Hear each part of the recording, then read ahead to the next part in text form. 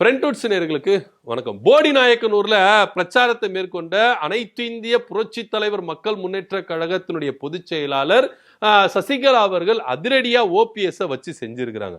OPS மாதிரி எல்லாம் நான் கிடையாதுங்க. ஜெயலலிதா அவர்கள் முதலமைச்சரா இருக்கும் போது நான் கூட இருந்தேன். அவங்க முதலமைச்சர் ஆகல அப்படின்னா அவங்கள விட்டு ஓடி போல, அப்பவும் நான் கூட இருந்தேன். ஓபிஎஸ் முதலமைச்சரா இருக்கிற வரைக்கும் அதிமுகல இருந்தாரு. அவருக்கு பதவி கிடைக்கல, அவருக்கு கேட்ட ஒரு எதிர்பார்ப்பு இங்க இல்ல அப்படின்னு உடனேயே இன்னைக்கு திமுக பக்கம் போயிட்டாரு. அவரை மாதிரி எல்லாம் நான் இல்ல அப்படின்னு சொல்லிட்டு ஓபிஎஸ் அவர்களை எந்த அளவுக்கு கடுமையா விமர்சிக்கணுமோ அந்த அளவுக்கு கடுமையா விமர்சிச்சிருக்கிறாங்க. ஆனா ஓபிஎஸ் அவர்கள் இப்படி செஞ்சது நியாயமா? ஏன் இப்படி பண்ணணும்?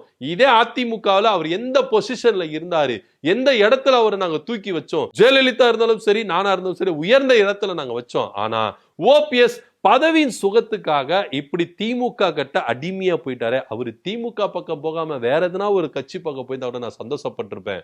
ஆனா இப்படி திமுக பக்கம் போயிட்டு அடிமையாயிட்டாரு அப்படின்னு சொல்லிட்டு சசிகலா என்ன பண்ணிருக்காங்க, ஓபிஎஸ் ஐயாவை என்ன பண்ணிருக்காங்க, கடுமையா விமர்சிச்சிருக்காங்க.